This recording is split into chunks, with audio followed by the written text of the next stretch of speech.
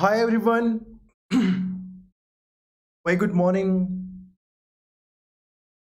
Welcome to our Monday class. So today, after the entire 6 weeks of process, we have shifted the timing from Tuesday to Friday to Monday to Friday. So Monday to Friday,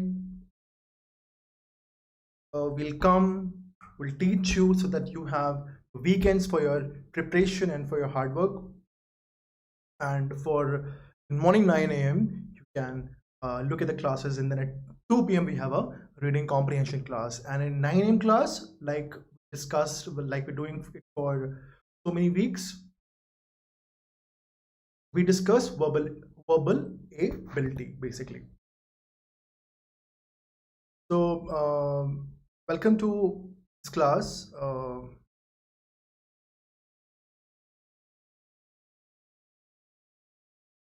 My name is Anupam. I have more than 3,000 hours of CAT training under my belt. I have trained more than 2,500 students for CAT, and I have developed verbal ability questions for GMAT as a client. To stay in touch, download with this one. It's coming light or not.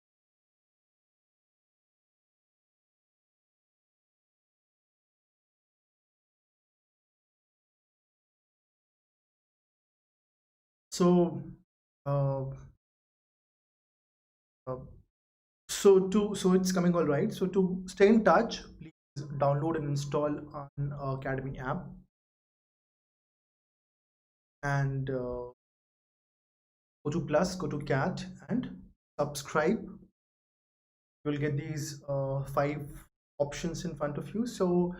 Uh, so to improve our skills, I think we need to really need to attach ourselves, or to reach a platform, reach a place where we get good quality content, where we get good quality solutions for a question, and we also get analysis of whatever we are doing, what are our weak areas, and whatever are our strong areas we can. And so I think Unacademy is a great platform, and you can see the kind of content, the kind of uh, quality content, quality things we're doing from last so many weeks. So definitely you can trust us for that, and you can look at the options available. So the code has changed. The code is basically uh, Saxena Live. The recently got to know that the uh, haven't been changed lately. The code is Saxena Live.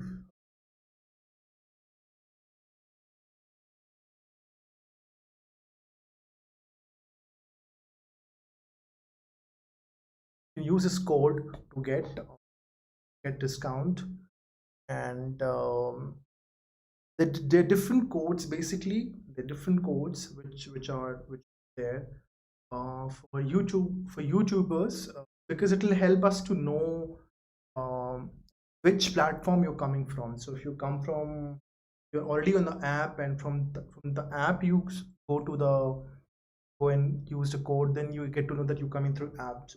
You go through YouTube channel, you watch a YouTube, and then if you go, we'll get to know which platform you're coming from. So it will be easier for us to identify that where you come from, and other just for a record basically. And both the codes, whether it is Saxena Live or Saxena SC or SC Saxena, you'll get 10%. Also, if you look at the pricing, you'll realize that this is most cost effective pricing possible for any coaching institution to give it to you. 18,900 and for 2 years, and 1,700. We have got AMI options also well. So if you people haven't started preparing very seriously, I can say that still 50 days are there for CAT. If you still put in the effort, you can amazing performance really bring. a lot of quality to your performance, and you can really do a lot of um, good work. Basically, that's you people can really improve your scores tremendously. There is there, there are no two ways about it. What you have to do is that you have to keep studying, keep everyday timetable. Basically, solve a couple of reading comprehension every day, solve a couple of verbal ability questions every day, and then keep on analyzing your mistakes at the same time. At least weekly once, take a full length test and uh, take one full length mock test, and then analyze that mock test for at least a day or two, like 2 3 hours a day. And in the time it is left over, you study, you prepare, and then the next 3 4 days 5 days, work on the mistakes which you have analyzed. And if you'll do this, you will definitely score better. So that is how it is. And please utilize this technique and do well for yourself. So please, if you have any questions, please ask. I'll be very happy to. I'll 5 days. I'll log in case you gave any second watch live.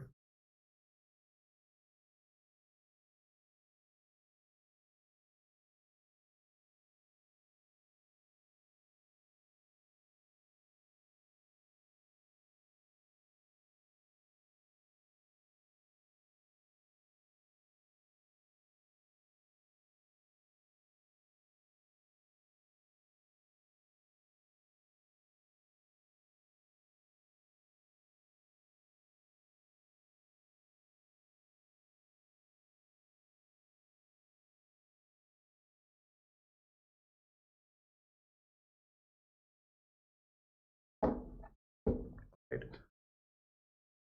So please do that. So paraphrase paragraphs summary questions. This is basically a revision class. Um, and we'll try and analyze and reanalyze how you can do better in para summary, what steps you can take, and what skills you can bring up that your para summary classes improve your performance. So like I said that um, right now the time has come that we of course basics are important, but basics, the big like grammar and improving your basic grammar, improving a basic vocabulary knowledge or world knowledge, this can happen gradually every day. If there is any part, there is any portion which you don't understand, you can go and read that portion. If there is any portion, if there is any kind of problem which you're facing every day, for example, you are facing problems every day with adjectives which come up in your entire reading comprehension. So you go and read a little about adjectives online, or if you have a grammar book with you, then you can read that. Why I'm saying this, that complete understanding, proper grammatical study, proper very detailed reading of grammar and vocabulary stage may not be very helpful, and you may not be also do it very properly. So the idea is that you only do and only read only that much is required. You don't overstress yourself over basics and learning, mugging up grammar concepts and learning new words every day. Of course, learning new words every day will happen if you just solve reading comprehension, and if there is any good word there, you make a note of it, or you look for its meaning, look for its synonym and antonym. Even that is enough at this point of time, because if we start focusing, giving a couple of hours a day for grammar and for vocabulary, then I think, or even 1 hour a day, I think it is going to impact your flow of the performance, flow of the preparation. Which, if we had 6 months of time, or 7 months of time or 5 months of time, then still, half an hour a day or 1 hour a day for next 1 month, we could have said, okay, sit down and study vocabulary, study grammar. That sort of a leverage we don't have. So I think right now the best would be that you study only that much of vocabulary and grammar is required for you to survive. So yeah, paragraph summary. Paragraph summary is the question type in which you will be given a paragraph. Basically, you will be asked to point out that which summary, which sentence written below the paragraph, which one is the correct summary of the paragraph. What happens is that generally the options are will contain the options which are misleading options, which are written to sort of to which try to convince you that those options are correct, that we are correct options. What happens is that they use some words, some terms which were used in the actual paragraph.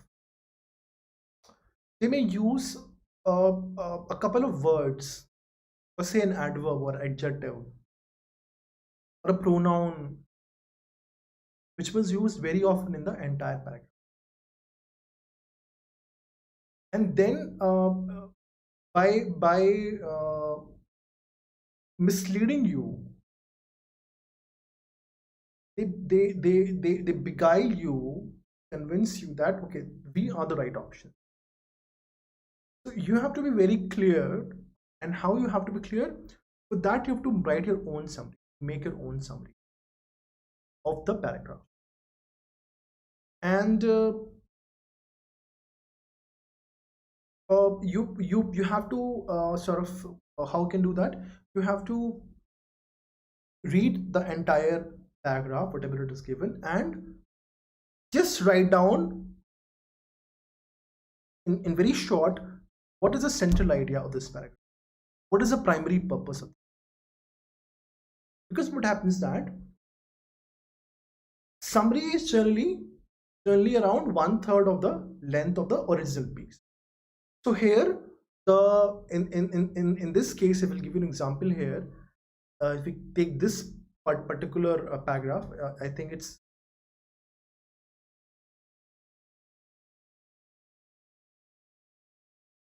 so if we look at this particular paragraph, it is its summary will be like this much, right? It will be just this much length, or maybe a little more, that matter.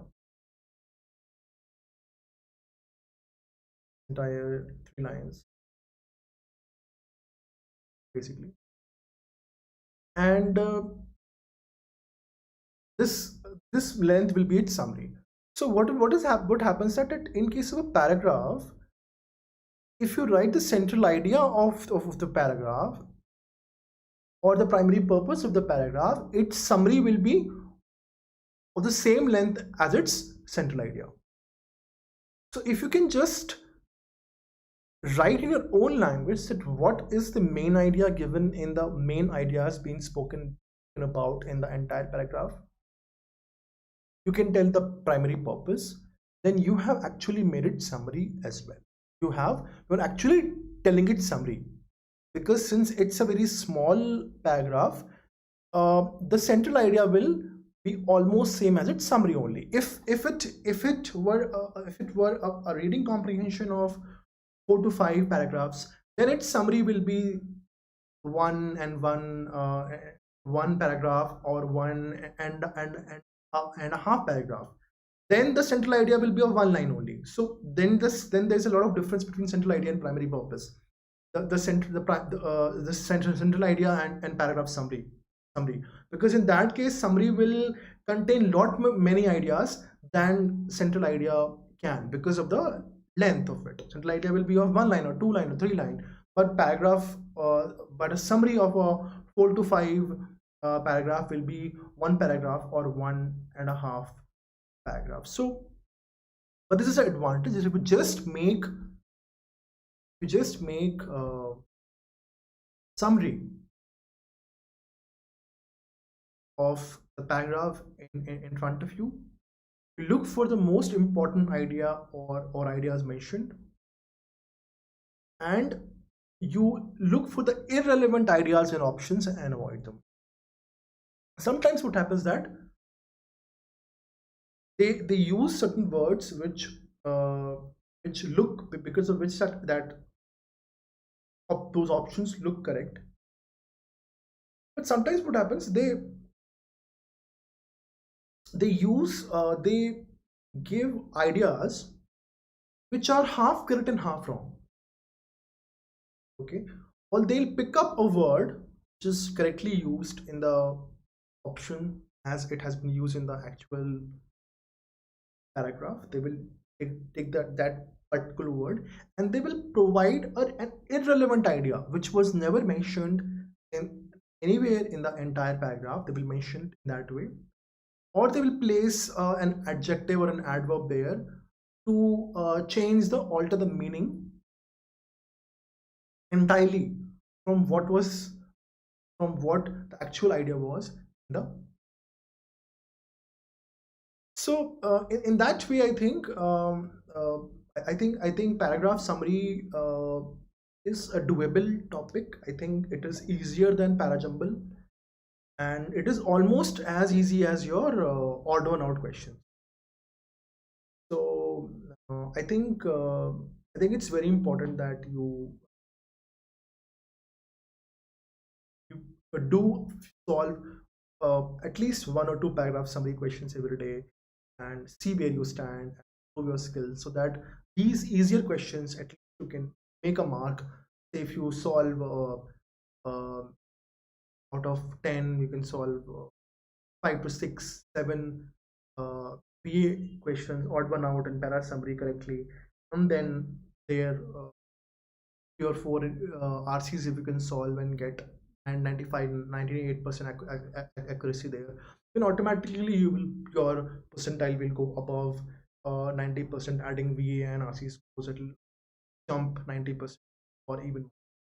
So I think, yeah, it is very much possible to improve your scores quickly. You do a little bit of focused study and focused study and make a proper plan for your own self.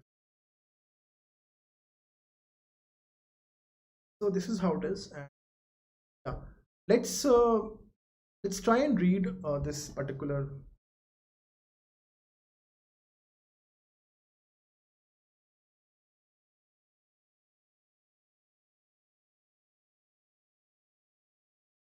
Do a little bit of focused study, just make a proper plan.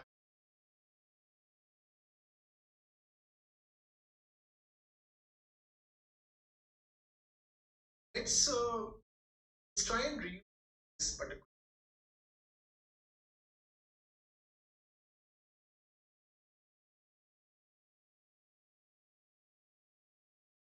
Coming out well. Just checking uh, the conceptualization of landscape as a geometric object first occurred in Europe and is historically related to the European conceptualization of the organism, particularly the human body. They're saying that formation of this idea, formation of this entire concept of landscape as a geometric object. That landscape is what landscape is your is basically your grounds, your gardens, your pathways, your walkways, uh, and or if you see in real estate building, basically, so they create a lot of they put up a lot of plants and trees, and there is gardens, and there's this fountains. So okay, if you go to say if you go to some gardens in India, uh, by use of plants, by use of hedges, by use of fences, by use of slopes and slants or small hills. A lot of very pleasing and very attractive landscape can be created by the help of some plants and flowers and grasses. So that is basically about. So they're saying that the conceptualization, the understanding, or the belief, or the idea, formation of idea of landscape as a geometric object, like earlier landscape wasn't understood as a geometric object. It first happened in Europe, and it is related to the understanding of what understanding of human body as a geometric object. So so understanding of landscape as a geometric object is related to the understanding of human body as a geometric object happened in Europe. So human body was understood as having a rational three-dimensional organization and integration. So when we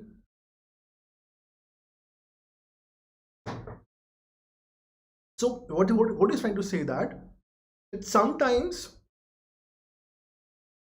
a change in understanding of one idea, of one concept, of one entity affects the understanding which people have in other areas also, right?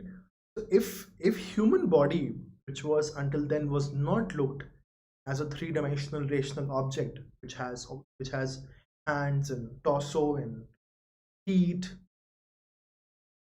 your legs, head, nose, ears. So it wasn't seen in this way. It was probably seen as a God's creation or something which is so divine, it's so complex that we cannot understand the integration of it or the organization of it. When it was seen in that way in Europe, then a landscape was also being understood in a proper way. The European idea of landscape appeared before science of landscape. So they're saying that Europeans follow this highlight. The European idea of landscape appeared before the science of land. So European idea of landscape appeared. So when the science of landscape, that now there is the landscape architects also.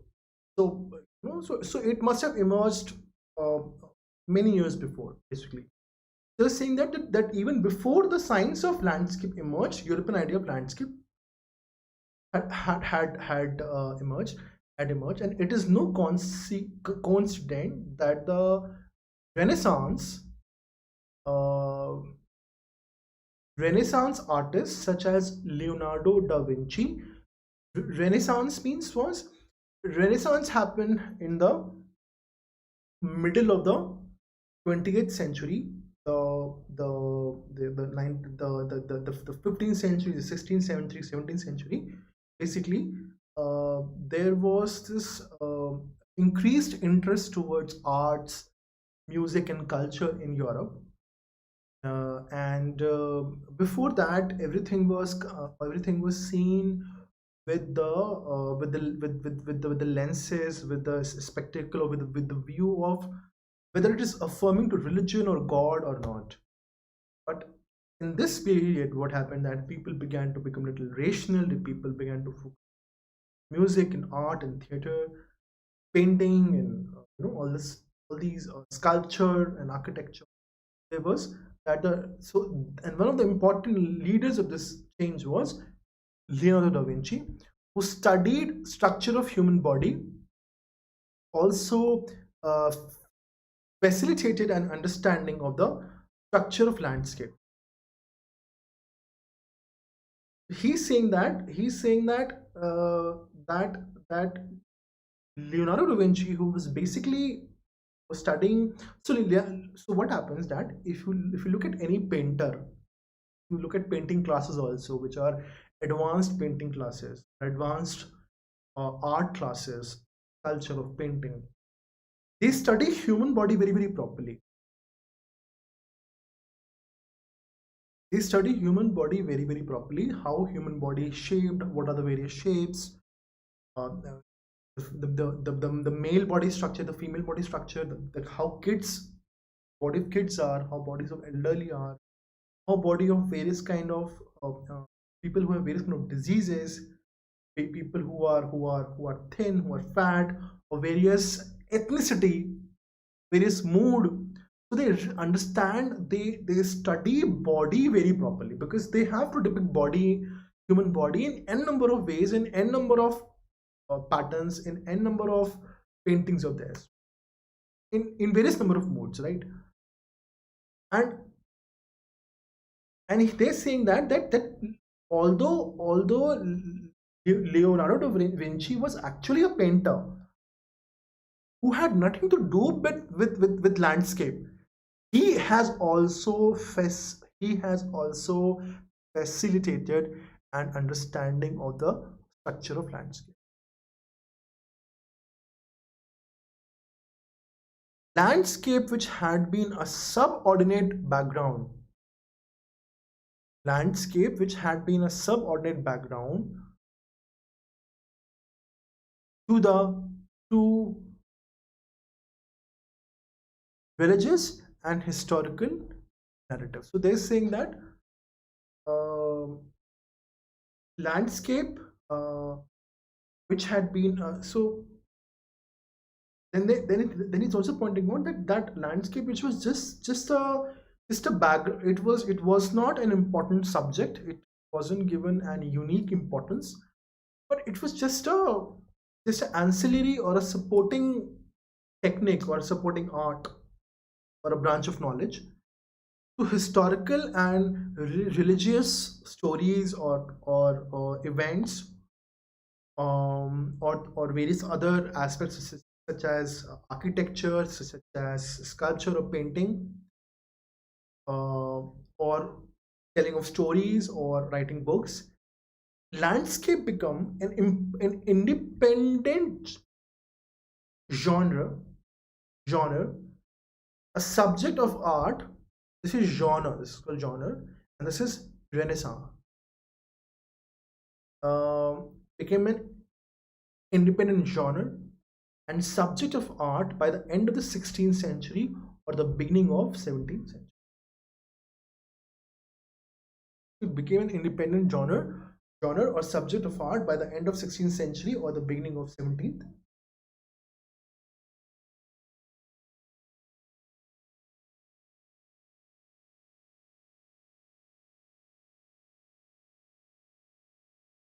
Then so what do you have to do, what you have to so and this summary, so can we just quickly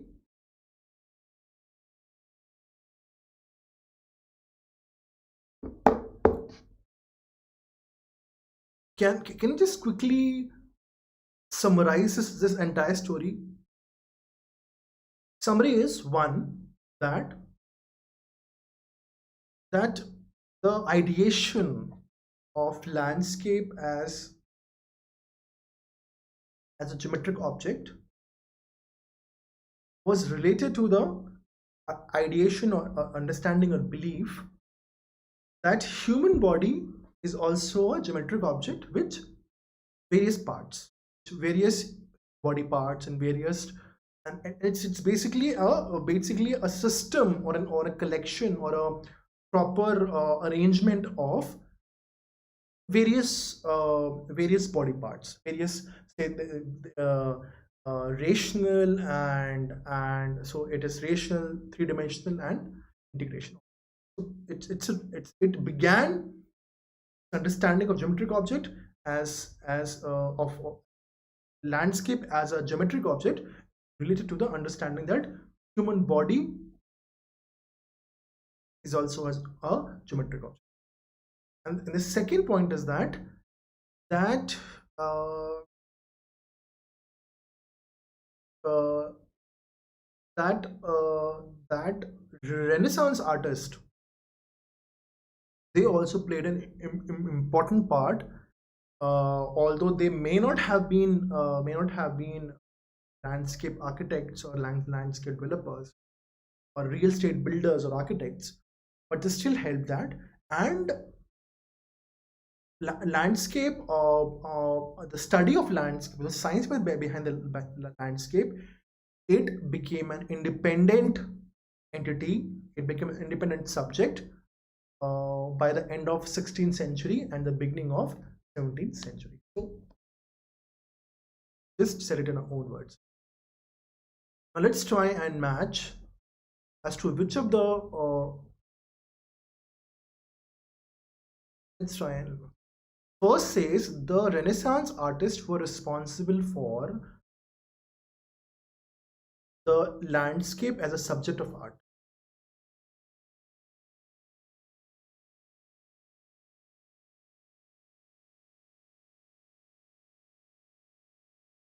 One more thing. Acha, now tell me, was there, it said that Renaissance artists helped in understanding of the structure of landscape. But it did it say that this help or this interest which they had shown led to directly, or that only the Renaissance artists were responsible for this thing, whatever is mentioned here, that landscape became an independent idea or an independent branch of knowledge. Has it been mentioned in anywhere here? No, it has not been mentioned, right? What they said was that they facilitated an understanding of structure of landscape, but saying that Renaissance artists were responsible for it, that is not the correct idea, basically. In fact, it cannot be successfully concluded based on the information given that Renaissance artists were responsible for the study of landscape as a subject of art, but they were saying that because of understanding of landscape as a geometric object, and later on or maybe at the same time, the importance which Renaissance artists gave to study of landscape, this all resulted in bringing landscape out of the religious or historical ideas and giving it an independent genre of art of subject. One more thing, it's possible here that landscape can also be understood here not only by the physical landscape garden or landscape real estate. Landscape can also be seen as a form of painting also here. It's possible because remember that those paintings which we also used to make, in which there is as drawings, basically, and sketching in a childhood in school, that there's a hill and there's sun coming out of those mountains, and there's a river coming out, and then there's this house, right? And there are two kids which are playing, and there's a tree under which they're playing, and there's a well, there's a cow, and there's a dog. This is all landscape. So probably the passage is also referring to that understanding of fields, of gardens, of trees, plants, and their depiction either and the creation of them in real life as a garden project, or as a project of a palace, or as a project of an office building, or of a public space, of a public sky, or depiction of it in real life. Okay, depiction of it in real life as a depiction of it on paper or on canvas, using brush, paint, drawing, and sketching. It maybe just, so if you read that and if you see Renaissance artists were responsible for the study of landscape, is they have taken an assumption which cannot be successfully which cannot be successfully it's an assumption, and it is not correct. Basically, they have taken an assumption which cannot be uh, substantiated based on the paragraph. Okay. Second line says that landscape became a major subject of art at the turn of 16th century. Acha, also, even if we consider one is, some people can argue that since the mention of uh, Renaissance artist was given in just the line before it, and then after it we said that that landscape became an independent genre and or a subject of art, they're correlated. But my question is that, is this the entire summary, or is this the entire central idea, or is this the primary purpose of the paragraph? The primary purpose of the paragraph is to highlight how landscape became to be understood as a, what led to the understanding or ideation or understanding or the creation of this idea that landscape is a geometric object, and with a lot of help, with a lot of support from the uh, with the Renaissance artist, uh, at a later stage, landscape also became an independent genre or art by itself by the beginning of 17th century. This is the entire story. One is talking only if we believe that if, even if we agree to this assumption that Renaissance artists were responsible for the study of landscape, even if we agree to this very idea, we cannot say that this is the main idea or this is a central idea or the primary idea presented in line number 1. Okay. Second says that landscape became a major subject of art at the turn of 16th century. Landscape became a major subject of art. This is again there is a problem here. It says major subject of art. Where did they say that it's a major subject of art? Was it ever mentioned? It was nowhere mentioned. Also, even if we again agree to this entire assumption, is this the central idea or primary purpose of the entire paragraph?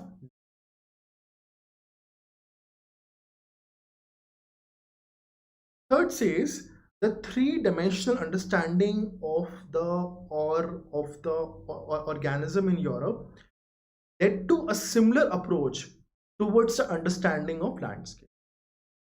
This is correct. It says that three-dimensional understanding, whatever they have mentioned here, the three-dimensional understanding and the geometric object here, this sort of makes sense here.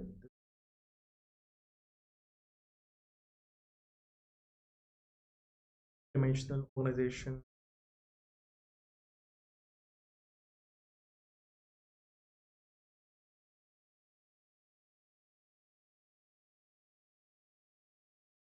Geometric object. Human body is geometric object. That way, landscape was also seen as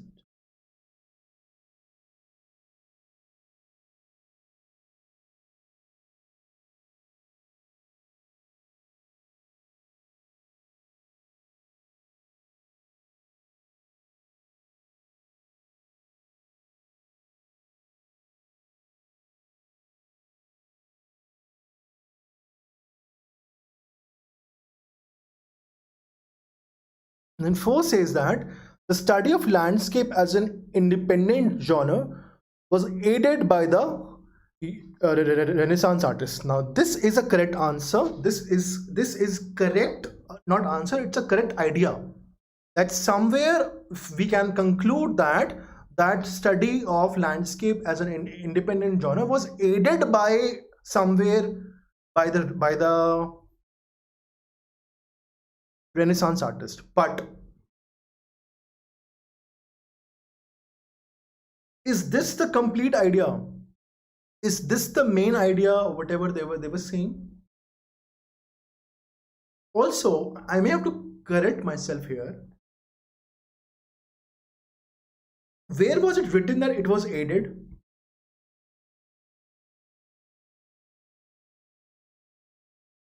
It was nowhere written. It was said that it is no, this Renaissance artist, they have sort of confused us many times. Let's read this one. It says it is the European idea of landscape appeared before the science of landscape emerged. And it is no coincidence that Renaissance artists such as Leonardo da Vinci, who studied the structure of human body and also facilitated an understanding of structure of landscape. It is nowhere mentioned that they facilitated it, but the study of landscape as an independent genre was aided by the Renaissance artist. This is something which is completely out of context, which we cannot understand. However, three-dimensional understanding of the organism, just the word is also mentioned here correctly, organism in Europe led to a similar approach towards the understanding of landscape. This can be understood as the main idea of it. Although they have also one more thing happens, that it is possible that a summary may not contain all the ideas present. Like in 3, it doesn't contain, it does not mention all the ideas.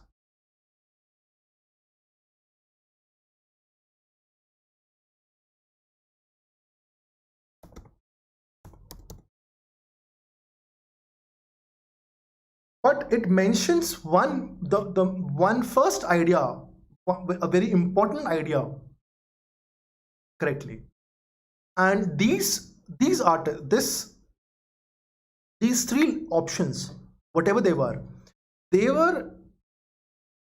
one that they were twisting the facts. They were modified the facts in a way that they became incorrect, or they looked correct but they were not, saying that Renaissance artists were responsible for the study of landscape as independent.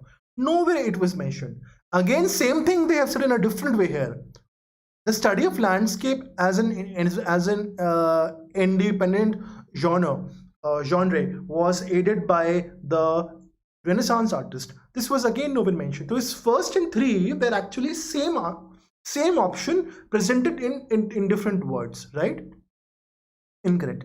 Then 2 says that landscape became a major subject of art at the turn of 16th century. It was nowhere mentioned that it became a major. It became an independent genre or subject of art by the end of 16th century.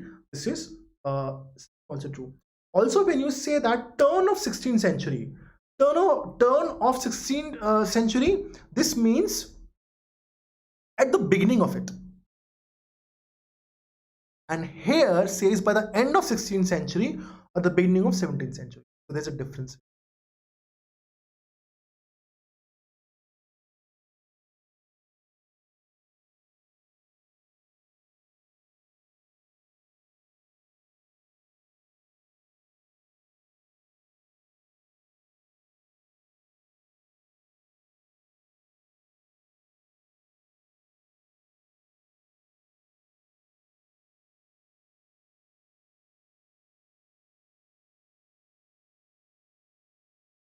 The passage given below is followed by 4 summaries. Choose the option that best captures the author's. Let's increase the size a little.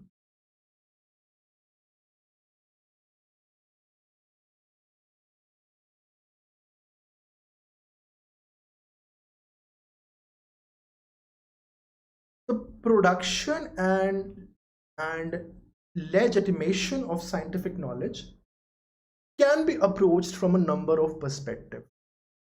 So understanding where scientific knowledge is coming from, and understanding how it is legalized, or how it is considered legal or correct, or something which people will agree to. This understanding, this can be looked at from various standpoints. There can be various way to look at it. To study knowledge production from the sociology of professions perspective would mean a focus on the institutionalization of a body of knowledge. So they're saying that to study production from the sociology of professions perspective, it would mean that it's a focus on the institutionalization of a body of knowledge. Institutionalization means it means that when a particular branch of knowledge or particular body of knowledge is begin to be respected as a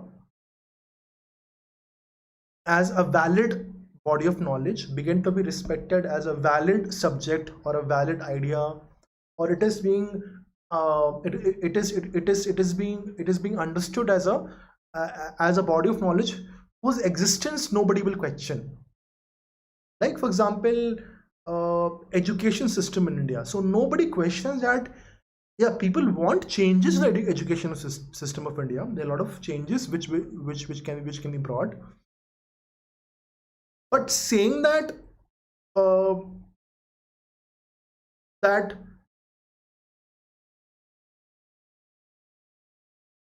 saying that this education system should be completely given away, or this education system is fraud, and there is some other parallel education which has to be set up. This nobody is saying, right? So institutionalization means many things. It has many meanings. It means also that when you when a person, for mental health reasons, for a mental health patient having mental health challenges, when such people, severe challenges, when they have to be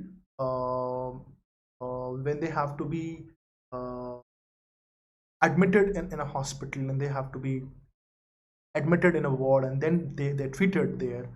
Now the treatment improves. Earlier it was very cliche and you did not know about it, but now so basically that is also known as institutionalization. But here it means that when a particular body of knowledge becomes valid, becomes accepted, and it's commonly accepted by the people, and by the entire by entire lobby and entire fraternity of professors, teachers, and students, and research scholars, basically, and scientists.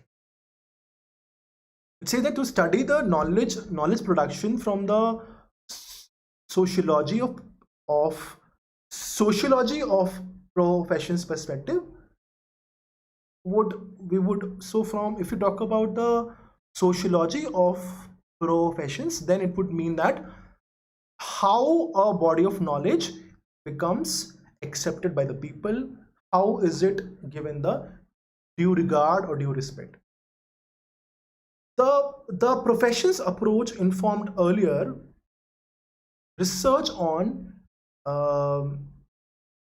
managerial occupation, business schools, and management knowledge. So it says that professions knowledge, there was a research on managerial occupation, business schools, and management knowledge. It, however, tends to reify institutional power structures and understanding of links between knowledge and assumption. It says that professions approach reify means reify means to make something stronger or more powerful. Okay?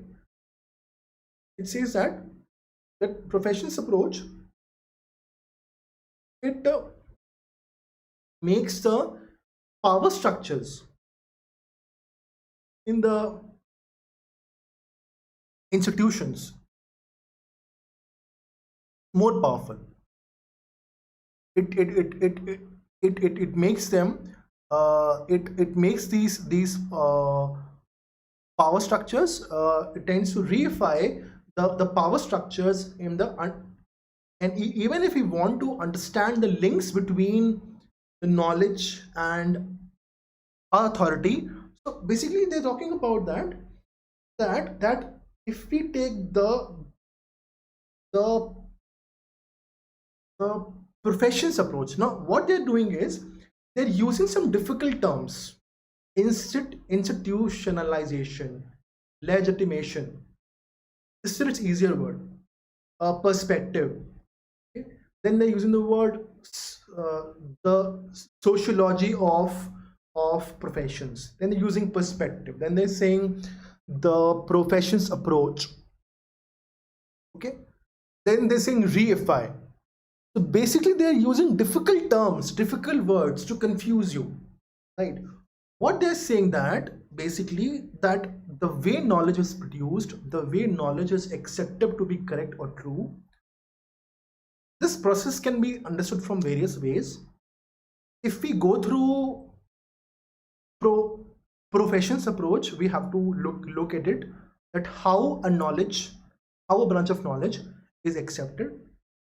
Earlier they were focusing on some points, but this approach, it makes the power structures very important when we try to understand the link between knowledge and authority. That means, what are the power structures? Power structures means the hierarchy, the people who have power in terms of deans, in terms of professors, in terms of the people who hold key positions in the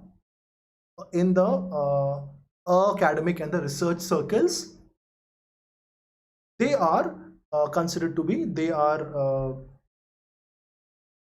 that is power structure, and the link between knowledge and authority. Next says the knowledge production is restricted in the perspective to selected members of the professions community, most notably to the university faculties and professions college. It says that knowledge production is restricted in perspective. So knowledge production is the few members, the select members of professions, few members of the professional community, they will be only creating knowledge production. Knowledge, it is same as what we read earlier, that power structures, the people who have power, only they will be creating knowledge, and there's a clear-cut connection between knowledge and authority. So same idea is repeating.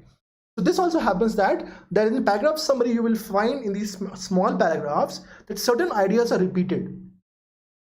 So there's a very high chance that idea or something related to that idea will be there in the options also, so in the correct option also. So we have to look for it very carefully.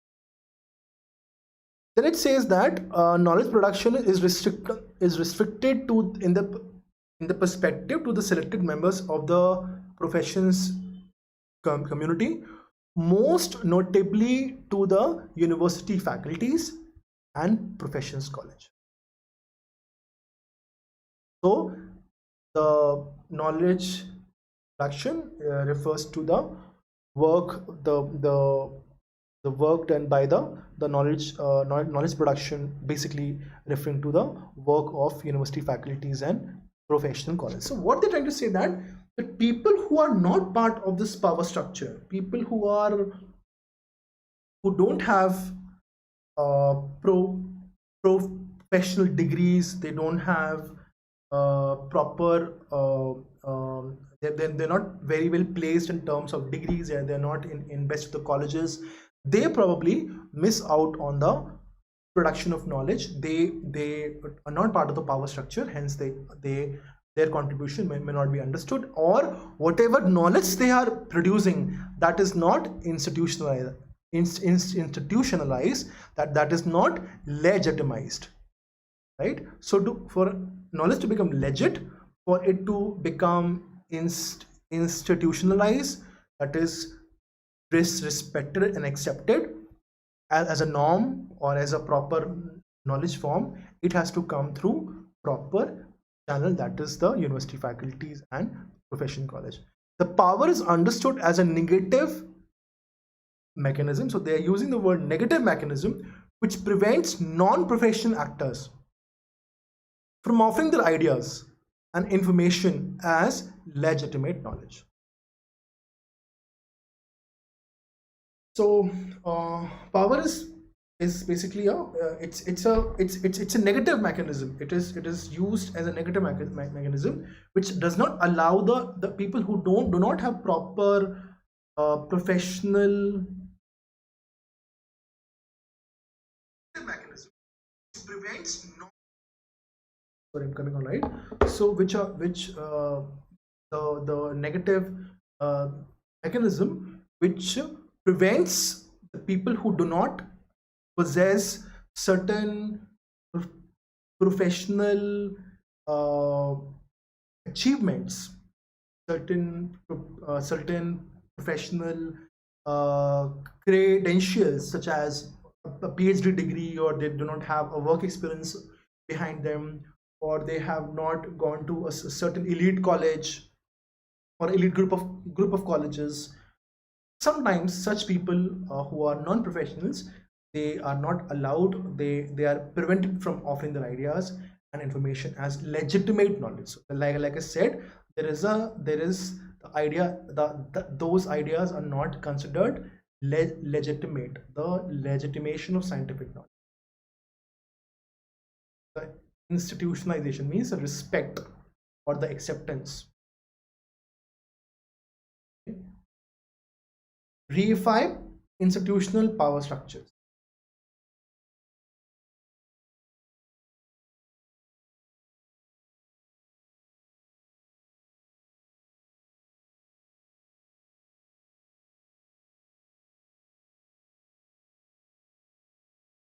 And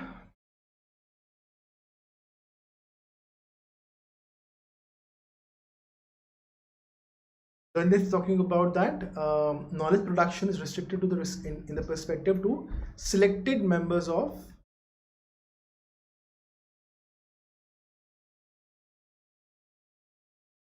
restricted to, very important word, selected members of professional company.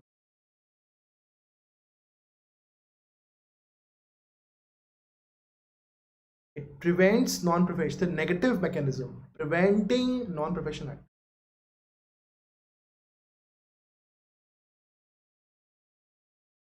That's the idea. I think now you can solve the questions easily. Now I think it won't be a much of a challenge. Now it says that the profession's approach has been one of the most relied upon perspective. Did it ever mention that this is the profession's approach has been one of the most relied upon perspective? No, it was nowhere mentioned. Perspective in the study of management knowledge production. Nowhere it said, right, management knowledge production. It was nowhere mentioned.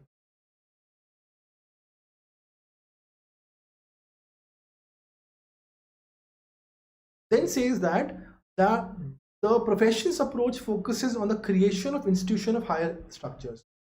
Did profession's approach anywhere focus on the creation of institutions of higher education? No, it was nowhere mentioned. He says the study of knowledge production can be done through many perspectives.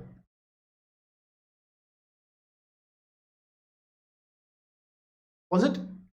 It was mentioned, but is it the primary idea, or the main idea, or the primary purpose, or the central idea? What is the summary of this, or the central idea of this entire piece? The summary of this entire piece, or and the main and the entire uh, if you summarize it in 2 minutes, will be that that if we look at the production of knowledge from a professions approach, it basically refers to process in which a body of knowledge is given due respect, it gains its required place, and is accepted as a legal legitimate form of knowledge, right? And then it says that if we go through this approach, we get to know that the power structures, or the people who hold key positions, like professors and people who are university faculties, they basically hold a stake, or they call the shots, and they are very important. They have the entire power structure with them, and they are the ones who are responsible for the knowledge creation, knowledge production.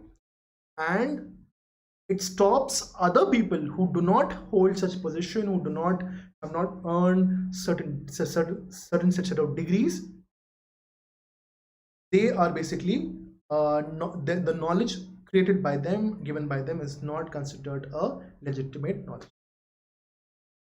Fourth says the professions approach aims at the institutionalization of knowledge. Correct. Remember, we discussed about institutionalization of knowledge, but restricts knowledge production as a function of a select few. Correct. Few people, few people are only given the opportunity to create knowledge.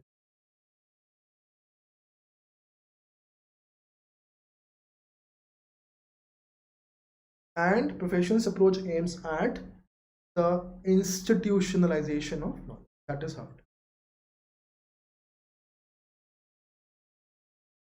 All right then. Thank you very much. I think it was something you must have gained. Please write to us for any questions, any queries. Don't see any questions. Closing the class.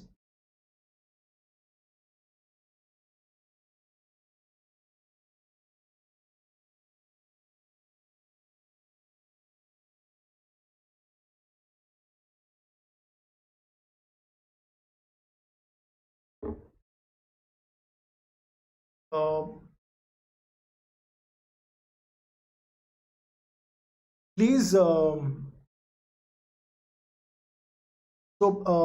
I said, please subscribe to On Academy. We have a lot of free classes also, free special classes also are there, and those classes are free of cost. I'm taking a class on Wednesday at 5 p.m. and then a lot of special live classes which happen on the weekend also, and they are like recorded live session. Mostly I'm also doing a class on Sunday. Let's see, it will be published, but Wednesday is for sure. And please subscribe to On Academy channel. You will get An Academy subscription. We've seen the pricing is 18,900 for 2 years and 15,700 for a year, which is very economically with the kind of quality content which we're giving to you. You get live classes, you get to interact with the educator, you get live polls, leaderboard, you get test series and their analysis, and you also get live doubt clearing sessions. So please utilize the code Saxena10 and then please get 10% discount.